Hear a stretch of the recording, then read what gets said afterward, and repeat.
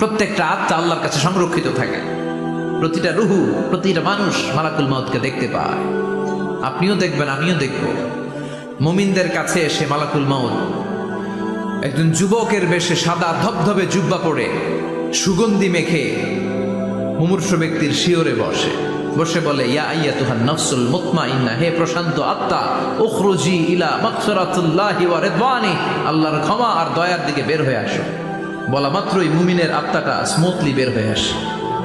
কাফান মিন আকফানিল জান্নাহ, হানুত মিন হানুতিল জান্নাহ, জান্নাত থেকে আনা সুগন্ধি কাফনের মধ্যে পেঁচিয়ে তিনি রূহটাকে নিয়ে ইল্লিনে চলে যায়।